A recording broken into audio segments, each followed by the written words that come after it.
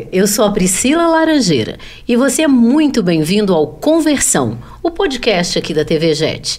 Nós estamos em dezembro, o mês do Advento, o mês onde celebramos o nascimento de Jesus, que a gente sabe que não nasceu em dezembro. Mas vale a pena celebrar o Natal? O Natal é a mais linda das festas. O cristão evangélico celebra o Natal? Decora para o Natal? Estas e muitas outras respostas estão nesse livro do pastor Jorge Linhares, Natal, a mais bela festa. Vale adquirir e adquirir conhecimento. Esse livro Natal, Pensamentos que Edificam e 365 Dias, no Getsemane, estão numa mega promoção para o Natal. Adquira e presenteie.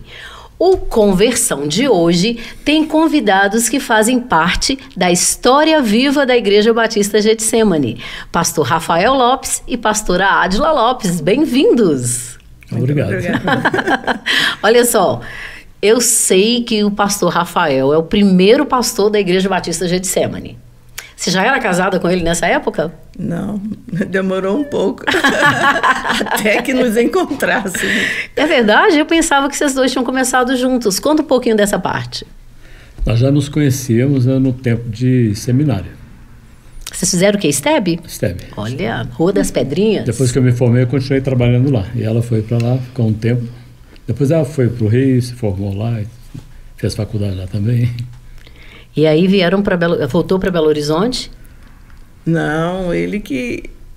Aliás, a dona Marianne que foi na minha casa e pediu que eu fosse visitar o navio Doulos. Você já estava no Doulos? Estava. Como é que foi isso? Passou antes dela continuar contando a parte romântica da coisa? Na realidade... Acabou o seminário? Acabou o seminário, mas eu fui para o exterior, vim para pastorado, depois fui para o exterior. Do exterior lá da igreja... Para qual país? Para Portugal primeiro. Opa! De Portugal, eu me uni ao navio Doulos, onde eu fiquei 5 anos total. Quando o navio esteve no Brasil, ela foi visitar lá, a sugestão da nossa ex-professora de inglês. A Marianne. Marianne, esposa do pastor Aquiles Barbosa, né? Sim. E eu não sabia qual era a situação dela, se ela estava namorando, se tinha casado, se era o que... Mas achou bonita. Olhei a mão e vi que não tinha aliança. Já. Opa! Daí, passou um tempo. Quando eu estava no seminário, eu tinha interesse nela, só que eu não falei nada com ela. Perdeu uns aninhos aí. Perdi uns anos, vê se pode.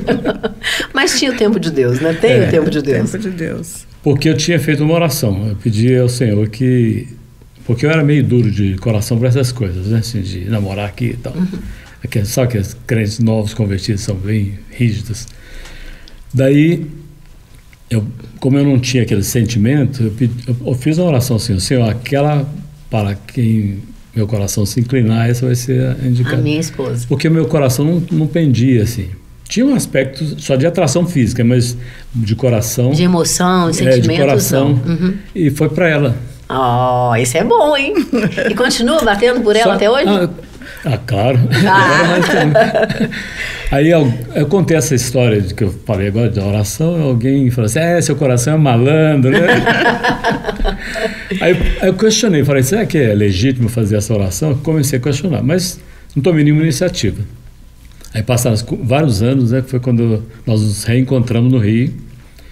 Daí que eu... Você declarou? Não declarei de imediato, não, mas procurei saber como é que estava a situação.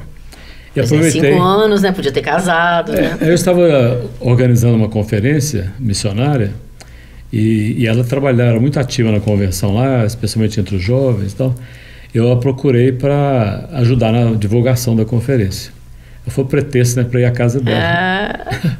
Cheguei lá, ela estava no trabalho, ela trabalhava no IBGE e... Nesse intervalo, né, quando ela foi à casa, que nós conversamos, eu tratei isso com ela. Passou um tempo, nós tivemos outra conferência, né? Mas nessa conferência que tivemos, foi a Operação Mundo 82. Foi a primeira conferência missionária de nível internacional que tivemos no Brasil. Foi organizada pela Operação Mobilização, a qual o navio Doulos pertencia. Em 1982. 82. E eu fui o organizador desse evento. E, novamente, ela participou, né? E depois que terminou a conferência, nós tivemos a oportunidade de, quando estava desmontando a conferência lá, até eu sair com ela, eu tinha que devolver umas coisas para a Universidade de São Paulo e tal. Ela foi junto comigo, sabe? Que a gente já se conhecia, né? Nessa altura, acho que a gente já estava caminhando a coisa, né? Ah. E daí foi que um dia eu fui à casa dela e quando eu cheguei, a mãe dela disse: ela não está aqui não, está lá na universidade, né? Estava lá, estava no IBGE. De lá iria direto para a universidade. Aí eu aproveitei para fazer companhia, fui... Aí já... E lá na universidade eu falei com ela, sabe? Eu falei... Mas vocês dois tinham chamado ministerial? Você estava atuando em conferências, trabalhando no IBGE, envolvida com a convenção, mas tinham chamado? Tinham chamado. E tinha algumas restrições para que eu cumprisse o meu chamado ministerial, né? Tipo quais? Que não dependia de mim, dependia da família, né? A minha família tinha a visão que solteira era impossível que uma mulher desenvolvesse o seu ministério viajar eficazmente. Sozinha, nem pensar. Principalmente se tivesse que sair para outras nações, né? E Deus faz tudo na hora certa, né? Porque eu terminei o seminário, em seguida entrei na faculdade e eu sempre pensava assim, que antes do que eu terminasse a faculdade eu não queria pensar em casamento. Opa! Porque eu achava assim que se eu tivesse algum compromisso, poderia atrapalhar aquilo que eu estava fazendo, né? E foi exatamente no último ano que ele chegou na minha casa e fez a proposta. Mas aí o senhor já era pastor em Belo Horizonte? Já era pastor. E depois que eu fui para o Dulas, depois do pastorado aqui e em Portugal também. Tá, então nós estamos tirando a história toda da cronologia, né? Tá, me conta então, voltando um pouquinho. O senhor estava onde antes de começar na Getsemane? Eu me converti em 27 de maio de 1967, na casa da minha família, uma chácara, né? Eu me lembro da data perfeitamente, porque era o dia do aniversário do meu pai. Eu não me lembro da data do meu batismo, foi logo pouco tempo depois. Mas da conversão da conversão que lembro. Ó, que bom, hein? E quando já era o fim da tarde, assim, o meu irmão mais velho chegou com um grupo da Igreja Batista de Vila Americana, chama Igreja Batista do Povo de Vila Americana, chegou lá com o pastor Rui Carreteiro Santiago, e era aniversário do meu pai, e meu irmão falou: pai, eu não trouxe um presente, o meu presente que eu trouxe está aqui, são os irmãos da igreja. Aí tivemos lá um culto, o pastor pregou, eu me lembro muita coisa da mensagem dele, e no final ele fez um apelo, quem queria receber Jesus. Lembra da mensagem? Isso faz 57 anos. Alguma coisa eu me lembro. Aí quando o pastor acabou de pregar, quer dizer, ele pregou, ele fez um apelo, quem queria receber Jesus e tal. Todo mundo na minha casa levantou a mão. Aí já que todo mundo levantou, eu falei: você levantou também, né? E eu tinha vícios, né? Vício fumar, por exemplo. Aí o pessoal estava saindo da porta da sala, eu fui para a porta da cozinha, tinha uma fogueira lá fora. Acendeu cigarro. Só que quem é fumante sabe que cigarro aceso na brasa tem um sabor diferente, né? E o pastor tinha me falado sobre cigarro também na mensagem dele. Quando eu coloquei o cigarro na boca, senti aquele gosto diferente. Um gosto ruim. Gosto ruim. Aí eu já comecei a pensar naquilo, sabe? Mas aquilo não quer dizer que tivesse convertido. Isso foi num fim de semana. Aí na semana seguinte nós fomos à igreja. E eu fiquei o tempo todo na igreja oprimido, assim, porque eu pensei que ninguém fuma. Eu fiquei segurando a respiração, aquela coisa toda, assim, oprimido o tempo todo. Mas depois, quando o pastor fez o apelo, ele falou assim: quem já recebeu Jesus, se quiser vir aqui para que a igreja possa conhecer, aí eu fui à frente, né? Conversa vai, conversa vem, aí o tempo foi passando, eu já comecei a lutar para deixar o cigarro. Eu fiz um propósito comigo mesmo, só daqui uma semana que eu vou fumar. Sério, fez assim? Faltava meia hora para completar a semana, eu acendi um cigarro. Aí eu pensei assim: mas que coisa, se eu aguentei em uma semana, né? Por que não aguenta mais? Né? Agora só daqui um mês. Passou o mês, nunca mais me lembrei disso, que Deus me libertou completamente. Olha só o propósito, né? Isso é uma questão, né? O cigarro, que é um vício e tal, mas o que marcou realmente foi o fato de que Deus começou a operar na minha vida de uma maneira muito especial. Na área dos pecados, essa coisa toda, Deus começou a dar uma libertação. Imediatamente após a conversão. E Deus me preservou desde então de qualquer outra coisa assim do mundo, né? E logo, pouco tempo depois, eu já comecei a ir para a Praça da Estação, em Belo Horizonte, a Praça Rui Barbosa, e lá comecei a conhecer um grupo de pessoas. Meu irmão mais velho me apresentou. Eu trabalhava até às 5 da tarde, depois ia para o colégio às 19, tinha 2 horas de intervalo, que passava por ali. Aí comprei um Novo Testamento, que eu queria conhecer a Bíblia e tal. Daí meu irmão me apresentou o pessoal e cada um falava, paz do Senhor.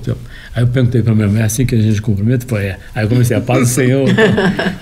Passaram-se uns dias, aí eu comecei a aprender o que se falava ali, que eram mensagens curtinhas, né? Porque praça não pode pregar sermão, longo, né? Só versículos, citar e tal.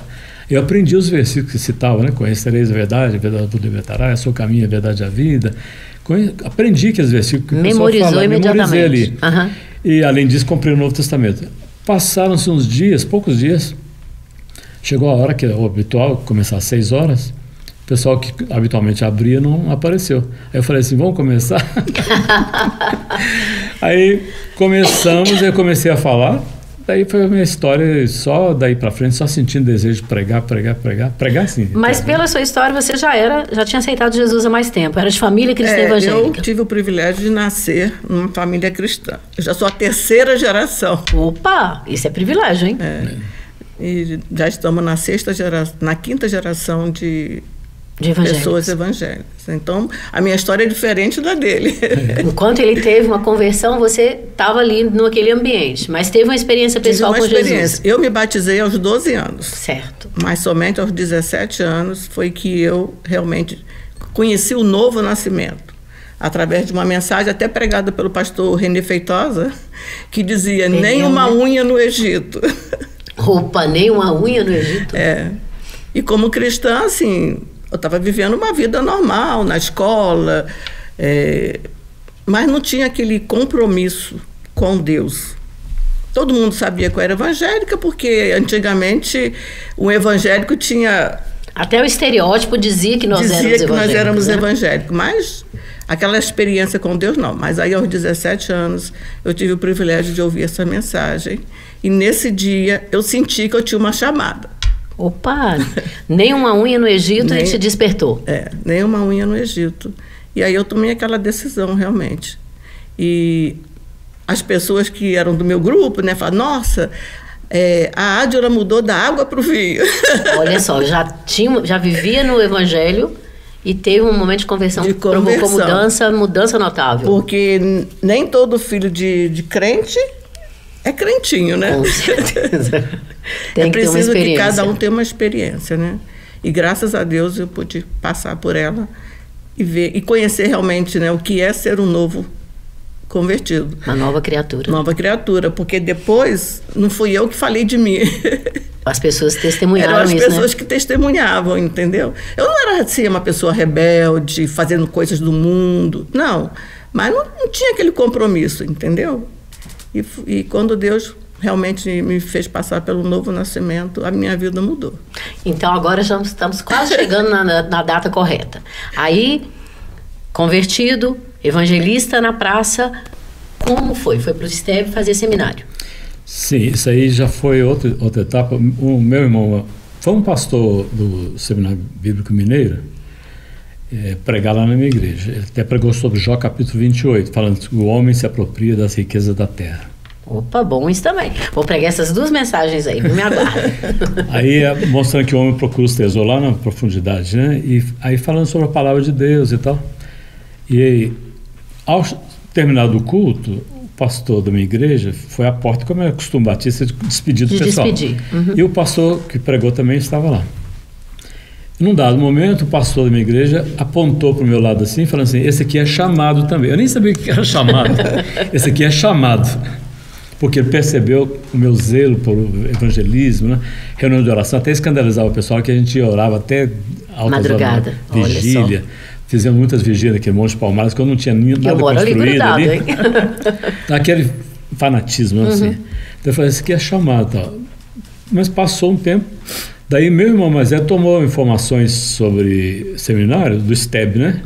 Que esse era o Seminário Bíblico Mineiro. Aí ele falou assim, vou lá no seminário, você quer ir junto e tal, né? E eu senti a necessidade de aprender mais, porque eu gostava de falar, mas eu queria aprender falar mais. direito, né? Corretamente. Eu pensei assim, o seminário é onde a gente aprende as mensagens, né? Então me interessou. Me interessou. Aí eu fui com ele, quase assim a reboque, né? Porque eu não tinha esse plano. E lá conversamos com o diretor, claro, queria alunos, né, também. E comecei a fazer um curso, eu queria fazer um curso rapidinho. O diretor falou, não, você tem que fazer 4 anos, é bacharel, não sei o que e tal. Porque eu queria sair logo, eu pensava que estava perdendo tempo. Primeiro amor, o coração arde, né? As almas indo para o inferno, né? Exatamente. Morrendo, e a gente perder tempo, então não podia. Eu queria ir o mais rápido possível. Chegou até um missionário uma vez para pregar para os indígenas, que eu quis sair. E com ele? E teve um casal que foi. A urgência do chamado, né? Então um casal deixou tudo e foi, deixou até o seminário e foi, depois eles voltaram e tal. Mas a vontade de Deus era o preparo.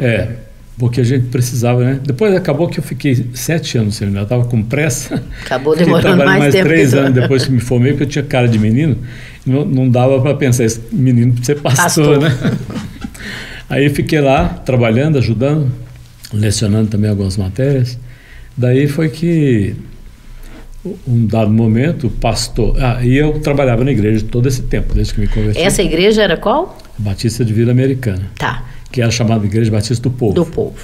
E o pastor, eu fui trabalhando em algumas congregações, primeiro ali atrás do Hospital Militar, uma favela, depois lá da Cabana, de onde veio o Nicolas Ferreira, né? Sim. Trabalhei lá 1 ano, numa congregação que tinha lá, e passado um tempo, eu me tornei superintendente de todas as congregações da igreja, que eram 13 aqui em Belo Horizonte. Vocês não estavam casados, estou acompanhando certo, né? Tá.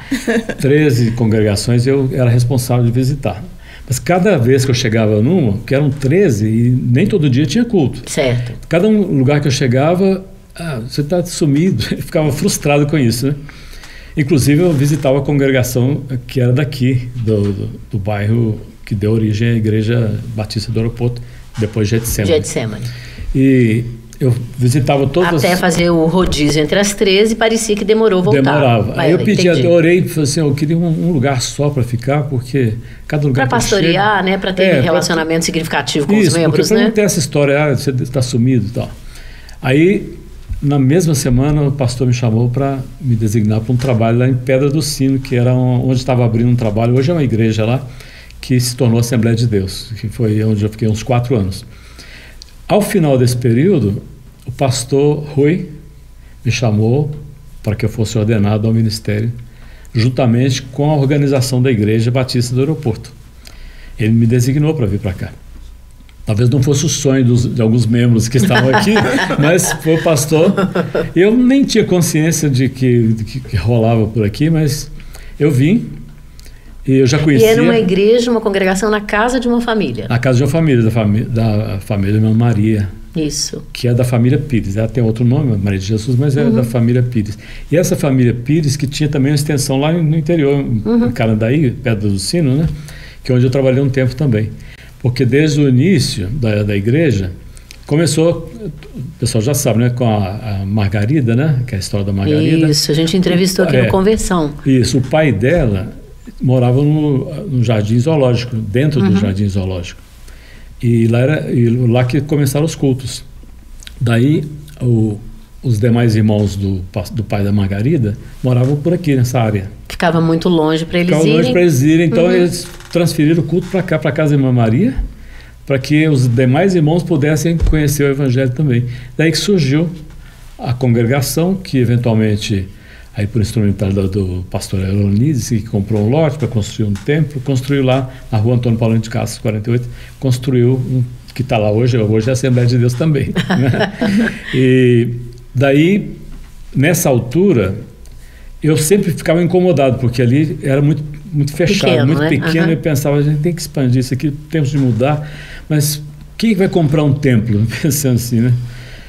E precisava de um lugar maior, mas foi aí que 2 irmãos da congregação do bairro Universitário, que é da igreja da Lagoinha, começaram a andar pelo bairro procurando um local para comprar, porque o universitário ali era meio um buraco, né? Assim, eles queriam um local mais aqui para cima. E eles andando aí, encontraram com o pastor Eronides, que era o vice-moderador da nossa igreja. Certo. Um domingo, exatamente quando a gente tinha uma reunião da diretoria da igreja. As famosas cristocidências, né? Tudo aí, como combinou. E ele chegou um pouco atrasado, porque ele tinha ido a um velório. E nesse velório, o pastor Márcio Valadão, que era membro da Lagoinha, que morreu. O pastor Márcio Valadão esteve no velório.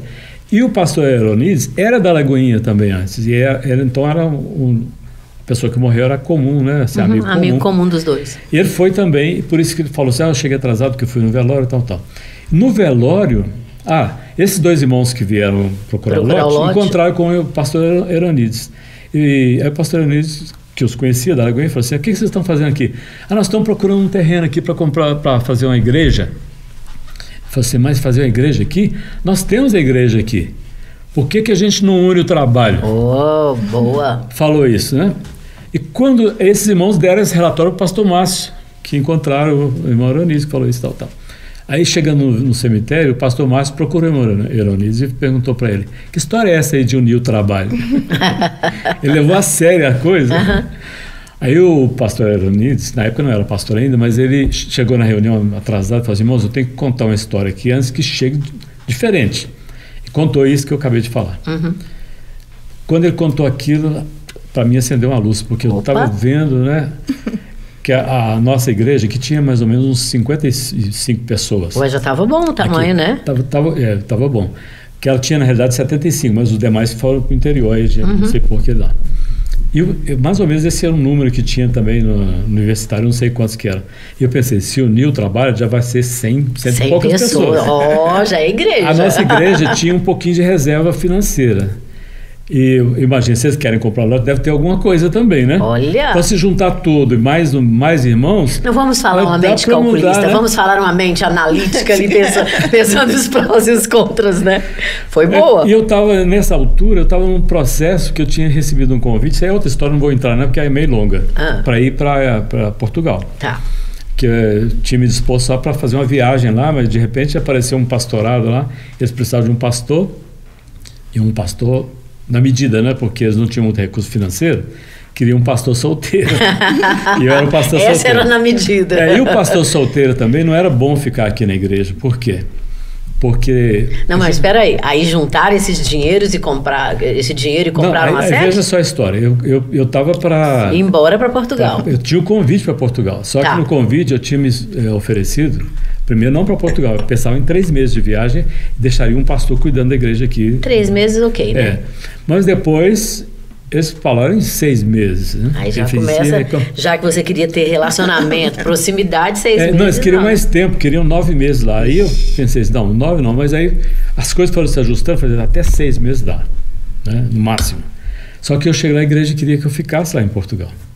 Bom pastor, hein? Senão ninguém ia querer grudar no senhor, não. Mas aí eu tinha feito aquele propósito de ficar lá só os 9 meses, terminado o período. Ainda fiquei um tempo mais lá na Europa, que fui para a Alemanha, uns países lá, mas depois voltei, aí fui para a Inglaterra, onde eu me uni ao navio Dulus, naquela época, que já vinha para o Brasil e tal. Eu já tinha passagem para voltar, e esse dinheiro da passagem eu usei para o sustento a bordo, né?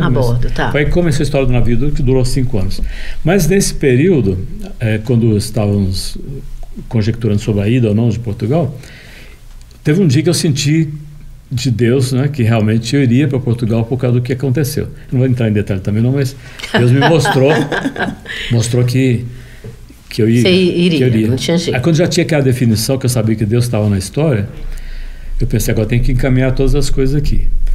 Eu pensei, eu sou solteiro, eu não posso visitar muitas irmãs aqui, por razões óbvias, né? Com certeza, E eu muito limitado. Eu ajudava outra igreja também lá no centro, na época. E eu pensei que o ideal é que a igreja tenha um pastor casado agora. E o pastor Jonas, ele não era pastor ainda, era seminarista que estava para se formar. Jonas Neves. Jonas Neves. E ele já era casado, já tinha filho e tal. Pensei assim, e ele cuidava da congregação do universitário. Mas peraí, nesse momento... Ah, tá, ele cuidava da universitário. E o senhor do aeroporto. Do aeroporto. E ainda não havia unido. Não, a igreja do aeroporto já era organizada. Organizada, tá. Já tinha estatuto, já tinha templo, já tinha tudo, né? A igreja formal. E a universitário pertencia à Lagoinha. Tá. Daí eu pensei, o pastor Jonas, o Jonas, né, que ia se formar. Ele pode se formar, ser ordenado e se tornar o pastor aqui. E na nível de diretoria encaminhamos isso, sabe, para que a coisa acontecesse. Assim. Mas não forçado. Nós fizemos primeiro um encontro das duas congregações, para a gente se conhecer, para deu certo. Deu certo, nós fomos para Ouro Preto, passamos lá um tempo, sabe, junto. Na nossa congregação aqui tinha mais mulheres do que homens, lá tinha mais homens do que mulheres. Então, deu certo. Você ainda era casamenteiro. Aí aconteceu... Houve muitos casamentos, então. Foi. Olha. Aí aconteceu que... Mas eu estou entendendo que nesse acontecimento todo aí, ela estava soltinha na vida. Soltinha. Você não estava, pastor, você demorou. Você demorou, pastor. O que é isso? Que desperdício. Foi bom para ela que ela teve umas férias, né? Mas enquanto ele estava nesse movimento todo, você estava em Belo Horizonte ou estava no Rio? Não, eu estava no Rio. Eu sou do Rio de Janeiro. Do Rio de Janeiro, Vim estudar, aí voltei para o Rio, terminei o seminário no Rio, já engrenei na faculdade. E estava fazendo a faculdade pensando, agora, quando terminar a faculdade, eu tenho que pensar tomar em alguma casamento, decisão, né? Como eu não tinha namorado, eu estava pensando realmente o que eu faria. Eu fui no Nordeste 2 vezes, porque como funcionária do IBGE, é fácil você ser transferido para qualquer parte do Brasil, né? Porque em todos os lugares tem alguma agência do IBGE, né? Até para o exterior também, né? Naquele caso da Panamá, né? Dá para ir fora, mas no Brasil então nem se fala. E estava também com o IBGE já tinha me chamado para ir para Panamá, fazer curso, tudo. Opa! Você estava quase perdendo, não quero te enganar não, hein, pastor? E nesse ínterim, aí o navio Dulos vai para o Rio de Janeiro, a dona Meriene pede para eu ir lá. Conheci o pastor Rafael. Revi, né, porque eu já conhecia do seminário. Só que no seminário era assim, ele era uma pessoa distante. Sabe aquela pessoa que você... ele não era facinho, não? Não, é aquela pessoa assim que você tá junto, mas não tá. Sim. Assim, porque eu tinha outros colegas. Lá, outros colegas. Era funcionário, eu era... Voluntária? Não, aluna. Aluna, eu era aluna. E nem via ele como alvo, não. Alvo. Não via você como alvo. Mas já estava preso, não sei. Amém. Já estava tudo sacramentado. Mas com isso da visita no Dulos, ele que depois me procurou, né, para falar acerca de relacionamento, tudo. E foi até muito interessante, que também não dá tempo para contar aqui. Aí deixa que eu conto essa parte. Eu cheguei lá, dali do IBGE, nós fomos para a universidade. Lá, você foi fazer companhia. Antes dela entrar para a escola, eu falei com ela que eu gostaria de orar. Orar, eu pensei que ele ia falar, gostaria de namorar. Não, orar. Não, orar, tá certo, tá certo. Não orar, né? Esperto, tá bom. Eu falei com ela com vistas a casamento. Eu falei assim, gostaria de orar por você, né? Com vistas a casamento. Que é isso? Sabe o que ela me falou? Irmãos, a melhor cantada que existe. Meninos, vocês estão perdendo tempo. Não, sabe qual a resposta dela? Eu falei assim, qual? Não. Que isso, pastor? Assim? Ela falou assim, eu conheço seminarista. Eu falei assim, olha, eu tenho muito a perder também. Eu sei que você tem a perder, porque ela era professora de juventude. Eu era líder dos jovens do Rio de Janeiro. Sabe? Olha! Ela não podia falhar. Então, a pessoa que é líder, que ensina o jovem, não podia falhar nisso, podia? Não. Eu falei assim como você tem a perder, eu também tenho, eu não estou de brincadeira, né? Opa! Sabe? Aí falei assim, mas vamos orar, né? Não demorou 2 minutos, ela falou sim. Não, não foi bem assim. Há controvérsias, pastor. Sua memória vai te pregando. É engraçado. O que aconteceu, então? Já contei logo para não ter que... Você quer dar sua versão, né? Não, enquanto ele foi falando, porque ele já foi logo falando assim, né? Com vistas a casamento e tal. Né? Eu falei assim, que apressadinho, né? Não, aí eu falei com ele foi falando. Nisso eu pensei assim, Senhor, eu não estava pensando em nada disso, né? Mas me veio à mente assim, se depois que ele falar tudo, ele falar assim, vamos orar? É o sinal. É o sinal. É o sinal. Eu vou começar a orar. Aí eu vou começar a orar para ver se é. Aí ele falou? Vê que menino é difícil, né? É difícil. Como eu tinha uma Muito prova, bom, né? como eu tinha uma prova, e aí ele terminou de falar, ele falou assim, vamos orar? Oh! Eu até assustei. Resposta assim, né? Que legal. E aí nós oramos um tempinho, né? Até que não foi muito, porque a gente já estava assim... Já se conhecia. Já Já se conhecia. E já são quantos anos desse sim? 40 anos. Que é isso? Bom, mais 2 de namoro. 42 anos juntos.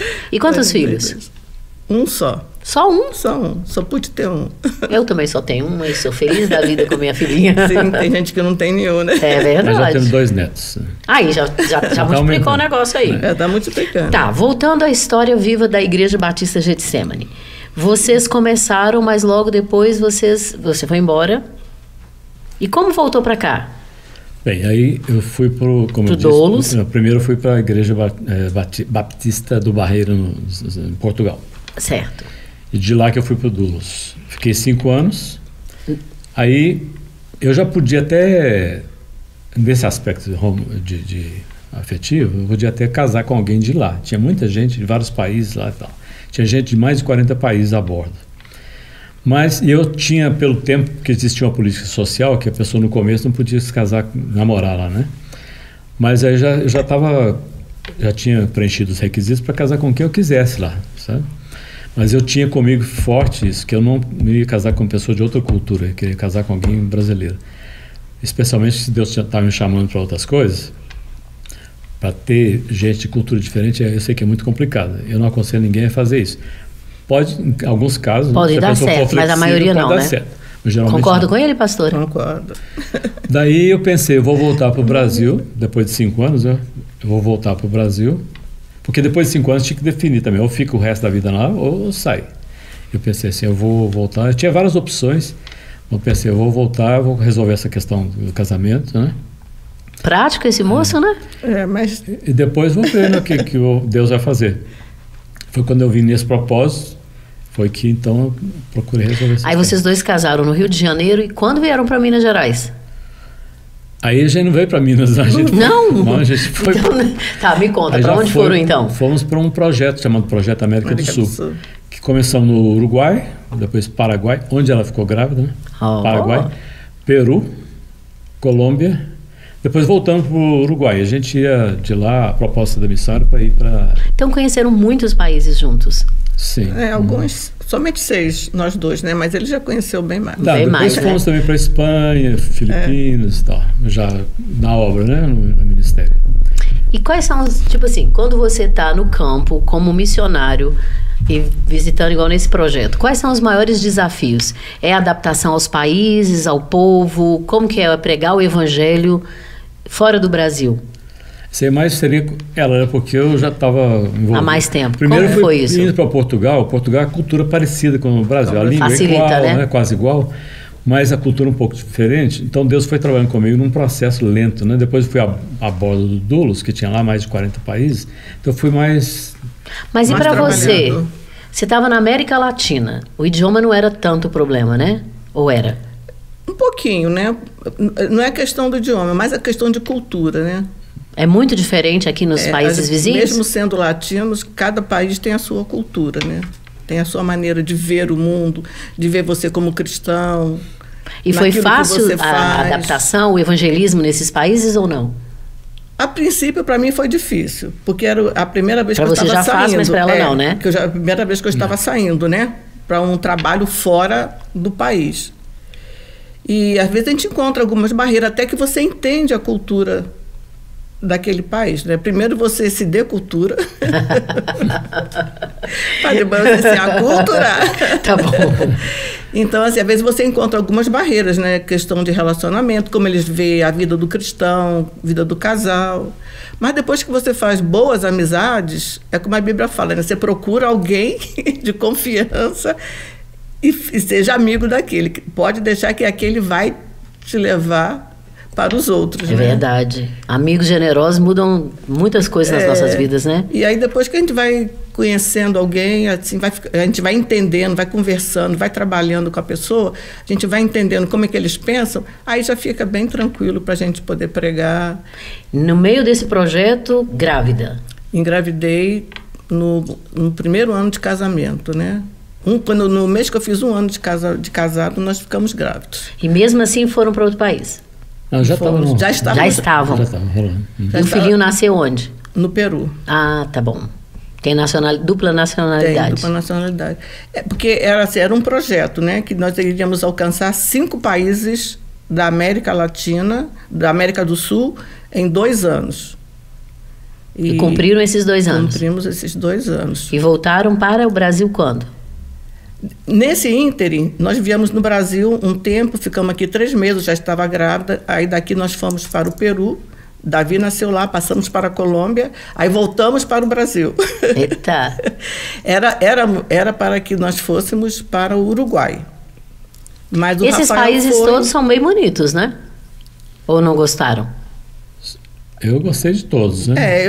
Assim, o povo é muito amigo. Sim, os países... Os latinos, eles são amigos. É que nem no Brasil. No Brasil, você chama todo mundo para tomar cafezinho, né? E eles para tomar tê. Chá. Tererê. Tê, tererê, né? Então, assim, eles são amáveis. Desde que você os compreenda como eles são e os aceite, né? Então... A questão do evangelho nessa época, é o que, uns 30 anos atrás? 40 anos atrás. Como é que era? Era tranquilo evangelizar? As pessoas aceitavam Jesus e a palavra com facilidade assimilavam ou era difícil também? Olha, tem algumas coisas que foram bem interessantes, sabe, que nos surpreenderam. Por exemplo, o Uruguai, o pessoal falava que era cemitério de missionários, porque lá o pessoal tinha prazer de dizer, eu sou ateu, graças a Deus. Sou ateu, não falar graças a Deus. Sou ateu. Era um ateu. Era típico, né, do Uruguai. Mas lá Deus nos surpreendeu, porque tivemos em pouco tempo, por exemplo, num lugar chamado Cardal, tivemos vários convertidos. Depois que a gente saiu, eles se organizaram, formaram uma igrejinha lá, começaram a reunir um local que era um sindicato, né, lá. 2 anos depois eu voltei lá. E eles estavam tendo a sua primeira conferência missionária. Glória a Deus. E o primeiro convertido... Quer dizer, num país difícil. Já nós deixamos lá um grupo de quase umas 40 pessoas, mais ou menos. Onde o pecado abundou, superabundou a graça, né? Aí, o primeiro convertido estava participando. Quando ele se converteu, ele tinha 80 anos. Quando eu voltei lá, ele estava com 82. Olha só. E na hora eu preguei, depois da pregação, ele foi o primeiro que foi lá conversar comigo. Primeiro a trazer oferta missionária. Depois ele veio conversar comigo. Falou assim, eu estou vindo de uma viagem de Taquari, uma cidade lá, que eu fui lá conhecer, fui lá pregar para o meu irmão. Quer dizer, de 82 anos, tinha 30 anos que ele não viu o irmão dele, foi pregar. Então tem muitas experiências assim. Maravilhoso, porque ele entendeu a urgência de levar a salvação. Agora, uma coisa que me chamou a atenção, com essa questão do relacionamento, da cultura e tal, nós trabalhamos em equipe. Por isso, a gente recebia gente na nossa casa, o pessoal vinha, comia com a gente lá e tal. E às vezes até fora de hora, porque os horários latinos são diferentes, né? A cultura é diferente. Tem uma siesta que é sagrada para eles, mas depois fica até tarde da nossa casa lá. E eles vinham, conversavam, tinha muito relacionamento. E a curiosidade, ou tantas outras coisas da parte deles, né? Aconteceu que,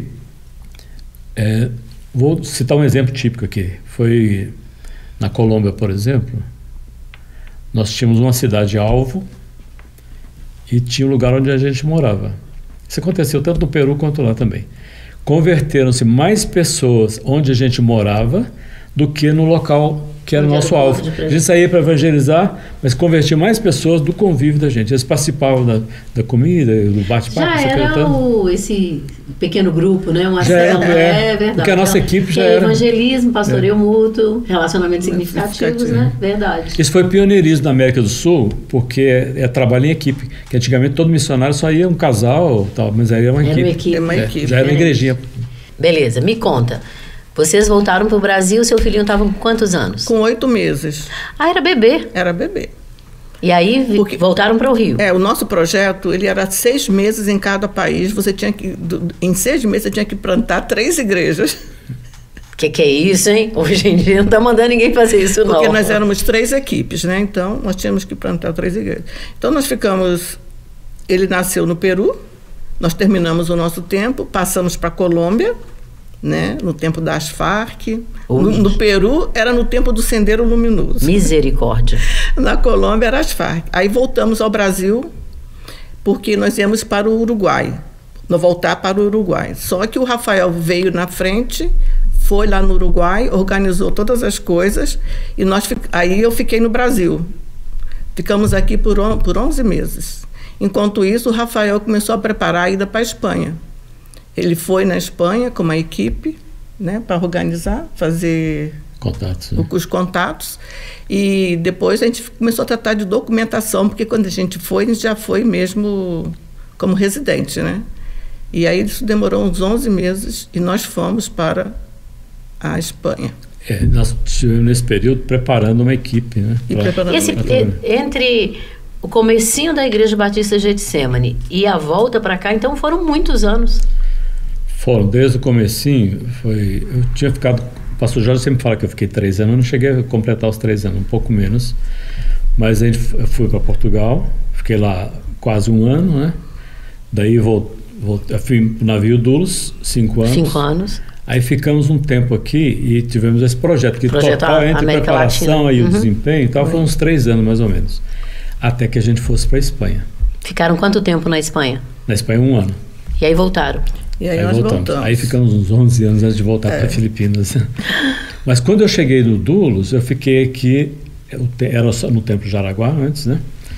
Tinha até uma extensão do seminário, que depois deu origem ao Coenonia e tal, que era do seminário do Barreiro. E inclusive o irmão do pastor Jorge estudava lá também e tal. Então tivemos esse curso onde eu estive ajudando também durante 5 meses, até ser chamado para começar a preparar esse projeto chamado Projeto América do Sul. E nesse tempo todo, qual foi o maior desafio que vocês dois encontraram? Foi o relacionamento, o desenvolvimento do relacionamento pessoal, ou esse monte de viagens, essas diversas mudanças? Desafios a gente sempre tem. Entendeu? Assim, eu não me via assim com muitos desafios que não fossem desafios normais, né, de uma chamada missionária. É claro que quando você vai para um outro país, você fica um pouco tenso, porque quanto mais quando você tem uma criança que você não sabe o que você vai encontrar lá, entendeu? Às vezes a pessoa fala, vai para a Europa, é primeiro mundo. Mas o primeiro mundo também assusta. Foi melhor na América Latina ou lá na Europa? Eu acho que os dois foram bons, porque os dois lados deram bons resultados, entendeu? Porque aí você está falando de visão de reino, de plantação de igrejas, ganhar almas e tudo mais. E isso aí, quando você está com a visão nisso, parece que flui, entendeu? O seu coração parece que abre e Deus começa a se manifestar e fazer a obra que é dele, né? A gente está quase terminando. Me conta um pouco do momento atual da vida de vocês. Pastor Rafael cuida de qual área? Pastora Ardila cuida de qual? Como é que está funcionando hoje? Ela que estava primeiro no departamento, né? Pode falar sobre o departamento. Agora ele está te ajudando. Antes desse último período agora que nós estamos na igreja, né? Quando nós viemos da Espanha, nós ficamos aqui na Getsemane. Já vieram para cá? Já viemos para cá, para Belo Horizonte. Eu trabalhei com o pastor Jorge 5 anos e meio, fui secretária dele. Não vamos falar sobre esse assunto. Saí. O pastor Jorge, nós amamos demais, não vamos mencionar, trabalhar juntos. Aí pode falar logo das Filipinas. Aí fomos para as Filipinas, né? Daqui você foi para Filipinas? Ficamos 5 anos nas Filipinas. Já era Corazon Aquino a presidente? Era. Olha. Não, primeiro era outro, depois que ela entrou. E lá foi um desafio. Não era Glória Macapagal. Glória. Tinha outra mulher? Outra mulher. Que é isso? As Filipinas estão à frente do mundo, hein? Há tempos que elas têm mulheres na presidência. Nada contra os homens na presidência. Fiquem quietos aí, façam um bom trabalho. Mas lá nas Filipinas o desafio foi um pouco maior, né? Porque você vai para outro continente, bem distante. Bem distante. Aí é outra cultura. Aí é outra mesmo, cultura, né? Uma língua que nos primeiros dias você fica assim, o que está acontecendo? O que eu estou ouvindo? Muita consoante, muita vogal aqui, né? Mas depois você começa, o ouvido vai se habituando, né? Ainda que você não aprenda tudo, mas muitas coisas você já entende. né? Chega na igreja, você sabe que o pastor está pregando, você vai na rua, você sabe o que as pessoas estão falando, às vezes você não pode falar o que eles estão falando, né? Certo. Mas você sabe o que está acontecendo, né? E lá eu pensava que o mais difícil seria o nosso filho, né? Porque ele já foi com 15 anos. Aí a adaptação é mais difícil, né? Mas um dia eu me assustei, que nós fomos na reunião do colégio, e eu vi o meu filho correndo lá e conversando com todo mundo em 3 meses. Opa! Que a gente estava lá, que ele estava nessa super escola. aclimatado. A escola era americana. E ele gostou? Nossa, eu falei assim, meu filho, você está entendendo o que eles estão falando? Que claro, legal. Mãe. A Rafael que disse, claro que ele está entendendo. O Davi também tem chamado missionário? Eu não conheço ele muito. Olha, por enquanto ele ainda não revelou. Tá, sim. Mas ele é músico, né? Ele é uma pessoa, assim, muito obediente, né? Então, a gente crê que uma hora... Alguém uma vez perguntou para ele o que ele queria ser. Ele falou que queria ser ministro, assim, numa área, né? Ele não tem a sua veia de escritor? Que eu saiba, não. Por enquanto, não manifestou, né? Olha só, falando para aquela câmera ali, cada um por sua vez, fala para o pessoal o que é mais bacana em estar no centro da vontade de Deus. Em ouvir e obedecer esse chamado, colocar à disposição. Ou alguma coisa, uma experiência muito marcante que vocês tiveram no campo. Mas assim, para deixar para as pessoas irem para casa, depois de ouvir o Conversão, pensando assim, puxa vida, pastora Ádila Estela, é chique, hein? E Rafael, o que eles deixaram para gente? Fala aqui olhando para o pessoal. O importante realmente é abrir o coração para Deus atuar.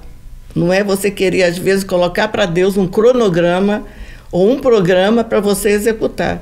Nós temos que viver de acordo com as diretrizes que Ele tem para nós. Quando a gente passa a viver isso, então todas as coisas vão acontecendo de maneira assim surpreendente, que a gente vê que foi o Senhor que operou. E você, pastor? Olha, o que eu acho mais importante é pregar o Evangelho para quem nunca ouviu. Nós temos o privilégio no Brasil de ver quantas igrejas, né, estão pregando em rádio, televisão, tudo, muita literatura, né, hoje em dia. Antigamente era raro, né? Mas tem muitos países que têm milhões de pessoas que nunca ouviram falar do Evangelho. E não é justo que uma pessoa escute o Evangelho 2 vezes quando alguém nunca ouviu. Então, acho que o mais importante é isso. Não me falaram de Cristo. Então, exemplos maravilhosos, história viva da Igreja Batista Getsemane. Eu tenho certeza que a gente vai ter que fazer outro programa, porque tem muito mais coisas para a gente abstrair desses amados. Muito obrigado pelo privilégio. Eu espero que o Senhor continue realizando os sonhos de vocês. Nós é que agradecemos. E aí, gente, olha só, se você ainda não se inscreveu na TVJET, você está perdendo muito conteúdo que pode edificar, abençoar e transformar a sua vida. Nós já somos mais de 150 milhões de inscritos, mas está faltando você. Então, se inscreva, curta, comente e compartilha. E até a próxima. Deus te abençoe.